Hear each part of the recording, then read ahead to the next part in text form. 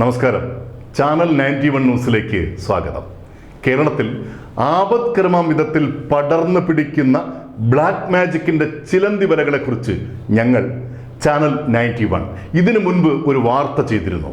അതൊന്നും തന്നെ അധികാരികളോ പോലീസ് ഉദ്യോഗസ്ഥരോ ഗൗരവമായി പരിഗണിച്ചില്ല എന്നത് നാണക്കേടിന്റെ സത്യം മാത്രം. ഇപ്പോഴിതാ അരുണാചൽ പ്രദേശിൽ മലയാളി ദമ്പതികളുടെയും യുവതിയുടെയും മരണം ലോക മലയാളികൾക്ക് അവിശ്വസനീയമായ ഞെട്ടൽ വാർത്തയായിരിക്കുകയാണ്. ഇവരുടെ ആത്മഹത്യാ കൊലപാതകങ്ങൾക്ക് പിന്നിൽ നിരവധി നിഗൂഢതകൾ ഒളിഞ്ഞിരിക്കുന്നു. മരണമടഞ്ഞ 3 പേരുടെയും ജീവിത, സാമ്പത്തിക, വിദ്യാഭ്യാസ നിലവാരം പരിശോധിക്കുമ്പോഴാണ് ഈ മരണങ്ങൾ നമ്മെ വല്ലാതെ ഭയപ്പെടുത്തുന്നത്. ആയുർവേദ ഡോക്ടറായ കോട്ടയം സ്വദേശി 39 വയസ്സ് പ്രായമുള്ള നവീൻ തോമസ്, അദ്ദേഹത്തിൻ്റെ ഭാര്യയും ഡോക്ടറുമായ വട്ടിയൂർക്കാവ് സ്വദേശി 41 വയസ്സ് പ്രായമുള്ള ദേവിയുടെ ഉറ്റ സുഹൃത്തും ശ്രീകാര്യത്തെ സ്വകാര്യ സ്കൂൾ അധ്യാപികയുമായ കേവലം 29 വയസ്സ് പ്രായമുള്ള ആര്യ, മൂവരും ഭൂമിയിൽ വെച്ച് സംഭവിക്കുന്ന മരണത്തിലൂടെ മോക്ഷം തേടി മരണാനന്തര ജീവിതത്തിലേക്കുള്ള യാത്രയ്ക്ക് വേണ്ടി ദേഹം ആസകലം മുറിവുകൾ ഉണ്ടാക്കി രക്തം കട്ടപിടിക്കാതിരിക്കുവാനുള്ള മരുന്നുകൾ കഴിച്ച് മെല്ലെ മെല്ലെ ശരീരത്തിൽ നിന്നും രക്തം വാർന്നു പോകത്തക്ക രീതിയിലുള്ള മരണത്തെ പുൽകിയിരിക്കുന്നു. ഈ മന്ത്രവാദ ആത്മഹത്യാ കൊലപാതകങ്ങളുടെ പ്രധാന സൂത്രധാരനായ നവീൻ തോമസ് ദേവിയെയും ആര്യയെയും മുറിവുകൾ ഉണ്ടാക്കി കൊലപ്പെടുത്തിയ ശേഷം ആത്മഹത്യ ചെയ്തതാകാം എന്നതാണ് പോലീസ് നിഗമനം. ഉൾക്കിടിലത്തോടെയാണ് നമ്മൾ ഈ വാർത്ത കേട്ടത്.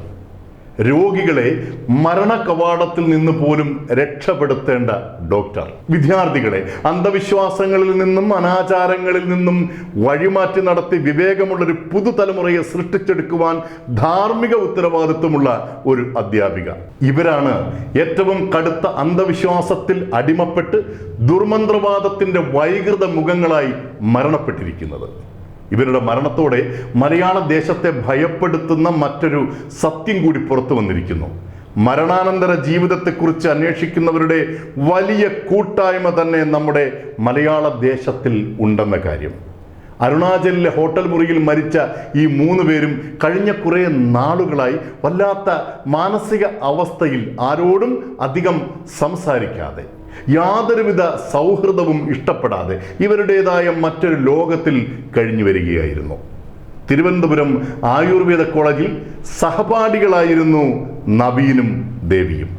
കുറെ വർഷങ്ങൾ വിവിധ ഇടങ്ങളിൽ ഡോക്ടർമാരായി ജോലി നോക്കിയ ശേഷം നവീൻ കേക്ക് ബിസിനസ് ആരംഭിച്ചു. ജർമ്മൻ ഭാഷയിൽ പ്രാവീണ്യം നേടിയ ദേവി സ്കൂളിൽ ടീച്ചറായി ജോലിക്ക് കയറി. ഇതേ വിദ്യാലയത്തിൽ വെച്ചാണ് അവിടെ അധ്യാപികയായി ജോലി ചെയ്തിരുന്ന ആര്യയെ പരിചയപ്പെടുന്നത്.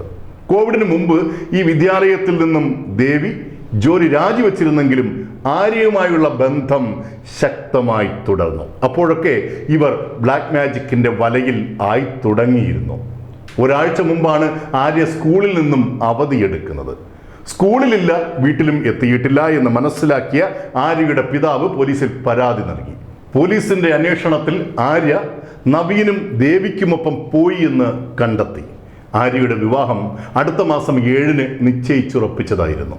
വിദ്യാഭ്യാസവും ശരിയായ അറിവും ഇല്ലാതിരുന്ന പാവങ്ങളെ മന്ത്രവാദത്തിൻ്റെയും കൂടോത്രത്തിൻ്റെയും പേരിൽ സാമ്പത്തികമായും മാനസികമായും ശാരീരികമായും ചൂഷണം ചെയ്തിരുന്ന ഒരു കെട്ടകാലം മലയാള ദേശത്തുണ്ടായിരുന്നു. അതിൽ നിന്നൊക്കെ നമ്മുടെ നാട് വളരെ ദൂരം മുന്നോട്ട് പോയി എന്ന് ആശ്വസിക്കുമ്പോഴാണ് ഉന്നത വിദ്യാഭ്യാസമുള്ള, ഏറ്റവും ഉയർന്ന സാമ്പത്തിക ശേഷിയുള്ള, വിമാനത്തിൽ യാത്ര ചെയ്ത് നക്ഷത്ര ഹോട്ടലുകളിൽ മുറിയെടുത്ത് ശരീരങ്ങളിൽ പരസ്പരം പ്രത്യേക അടയാളങ്ങളിലുള്ള മന്ത്രവാദ മുറിവുകളുണ്ടാക്കി ചോര വാർത്തിക്കളഞ്ഞ് വേദന സഹിച്ച് ഒരിക്കലും സാധ്യമാകാത്ത സ്വർഗീയമായ ജീവിതത്തിലേക്ക്, അതല്ലെങ്കിൽ ആലോചിക്കുവാൻ പോലും സാധ്യമല്ലാത്ത അന്യഗ്രഹ ജീവിതത്തിലേക്ക് പറന്നുയരാൻ ഇവർ ശ്രമിച്ചത്.